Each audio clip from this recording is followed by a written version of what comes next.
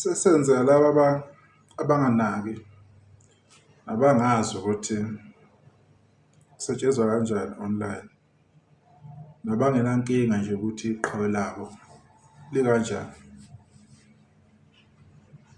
Album kaKhuzani nayo isizawushaya u-10 million wama-streams laphana ku-Spotify.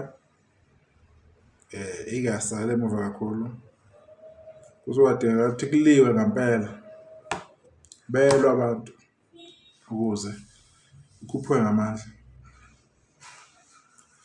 Abantu abaningi ngifisa ukuthi bangaba motivated uma bebona izinto ezinjengalezi ngomsebenzi kaKhuzani,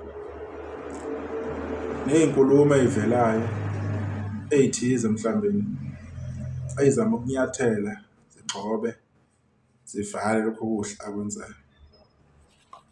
Abantu bazokutshela ngezinto ey'ningi ukuthi ama-list akanjani, ama-top 6, ama-top bani, kodwa kulokhu xa bekutshela ukuthi i-album kaKhuzani uhlanganisile u-10 million, yes siyavuma.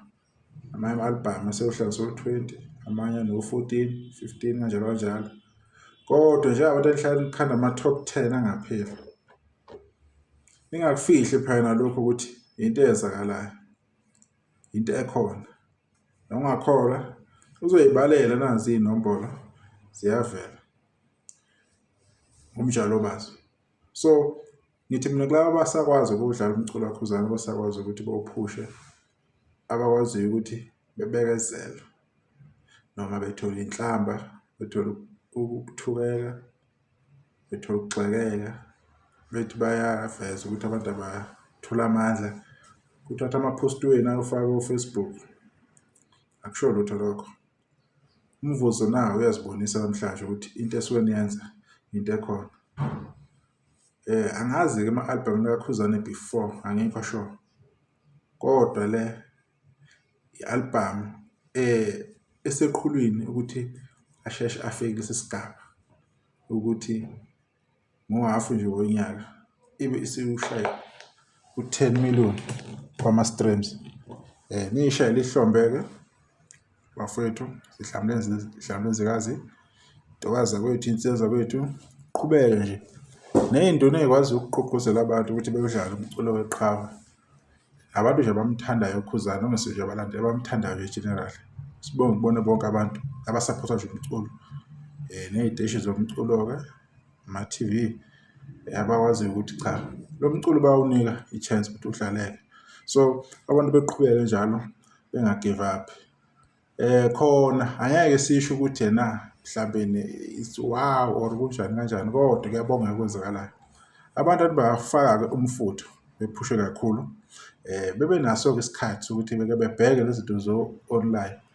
Abantu benga-download umculo ebese bewufaka kuma-USB, bewuseva emafonini since ane-base, bewuseve ko-memory card, bengene ko-YouTube music, be-download-e, bewudlale usu-offline. Lokho akumbhilidi umculi, akumenzeli lutho, akumtholisi imali. Kuya ngokuthi online umuntu udlala kanjani. Since lama-app nama-advert enayo yonke into, nabo yona indlela abacosha ngayo ozuka ukuze bekwazi ukuthi otikilana bazobathola, bekwazi ukuthi bevusa emakhaya kubo, because akukho lapho mhlawumbe abasebenza khona. As much as iy'mpilo zabo zihlala siy'bona ziy'ngcono, kodwa akukho lapho bazophinde beye khona beyocosha uma thina sophinde sibadosele phansi. Uma umculo wokusiphilisa, nathi asibenzele iqiniso, senze kahle kubona. So bekuyilokho nje ukuthi-ke siwenzile-ke umlando-ke album kaKhuzani. Umlando wakhe lo awuqhathaniswa namuntu. Siyazi ukuthi-ke khona abambambathayo abakufihlayo uma sekwenziwa uKhuzani, uma sekufikile kuye. Angeke mangala uma ngathiwa kuphuma i-top 7 or i-top 8 just nje ukuthi ikhahlele uKhuzani, kodwa akunankinga. Njengoba ngangishiyo ngasekuqaleni ukuthi-ke solokhu nje sikhona, umzila solokhu nje sogadile, i-aphula solokhu lidla ngomeseji omfo kaKhuzani, sibe simbhekele umsebenzi wakhe wa-online ukuthi uhamba kanjani. Sibonge nje ithuba, sesodibana ngokuzayo bekukuveza nje ukuthi-ke nakho lokuhle osekwenzakalile esizweni sakwaGuqa. Ngibonga kakhulu Salahle.